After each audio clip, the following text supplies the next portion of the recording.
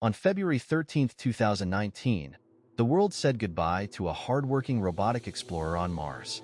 The last successful communication was on June 10, 2018, after which a planet-wide dust storm forced the rover into a hibernation state due to the incapacitation of its solar panels, coated in Martian sand. Despite repeated attempts to re-establish contact, the rover remained unresponsive, leading to the decision to conclude the mission due to its unfeasibility. The rover had operated on Mars since January 2004, yielding numerous significant discoveries and breathtaking images. It exceeded all expectations, most notably in its operational lifespan. Instead of the planned 90 sols, slightly over 92, the rover spent approximately 5,500 Earth days, or about 15 years, on Mars, traveling over 45 kilometers. Let's trace the journey of this small but highly effective machine, lost in the sands of a distant planet before it became a part of history. We begin with the rover's physical attributes.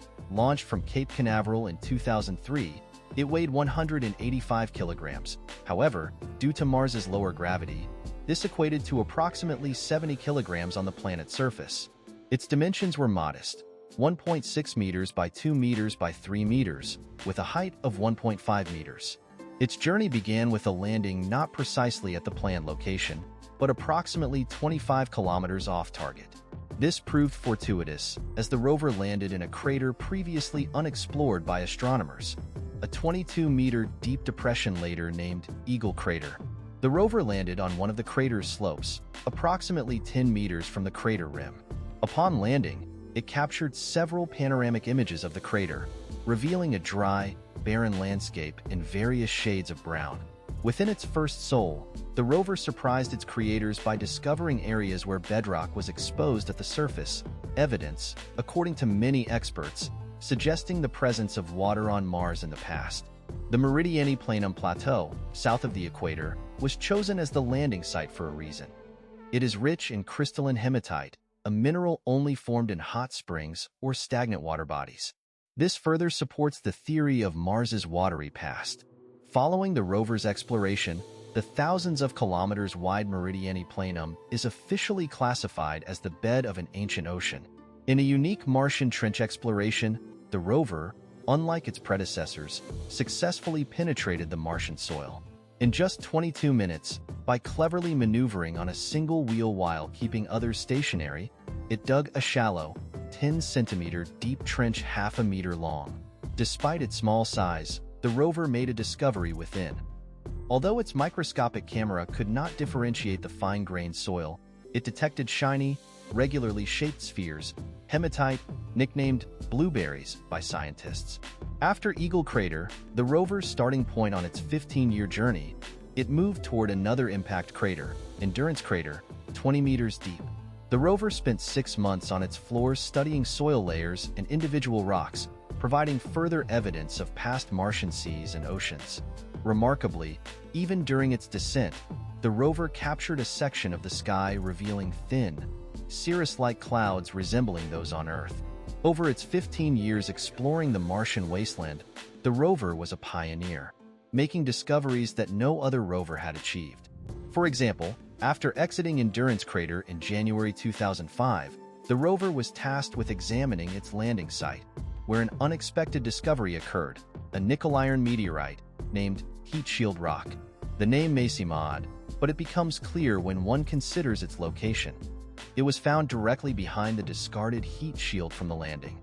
Drilling into this basketball-sized rock with the onboard instruments proved impossible. However, Heat Shield Rock became the first meteorite found on another planet. The challenges of operating the rover remotely were substantial.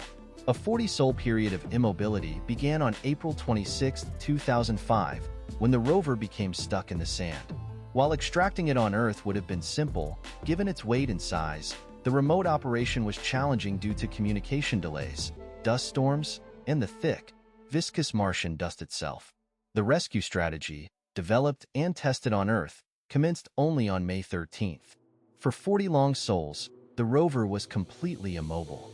Over its journey across the Martian desert, the rover visited craters including Eagle, Victoria, Concepción, Santa Maria, the enormous 22-kilometer-wide Endeavour Crater, the Valley of Perseverance, and Marathon Valley, among other locations. It successfully weathered several dust storms and equipment failures, studying unusual rocks, gypsum veins, and unique locations like Duck Lake and Grizzly Haven. It gathered a vast amount of data, from detailed reports on Martian weather and soil analysis to observations of solar transits and indirect evidence of freshwater. The analysis of heat shield rock revealed that the rock was water-eroded billions of years ago, in water with neutral acidity, contrary to the previous belief that sulfuric acid-like liquids flowed through Martian valleys and channels. The rover's final sleep, near Endeavour Crater, was brought on by a dust storm larger than North America.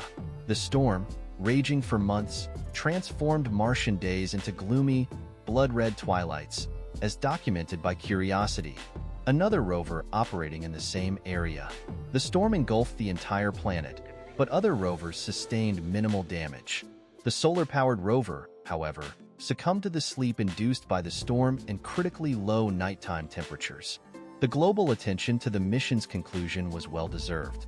More than any other rover, it revealed an unknown and desolate world, exploring it to its fullest and providing compelling evidence that Mars was not always a dead, dry planet.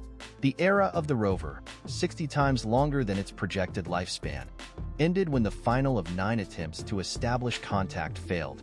But this is not the end. Future missions are planned.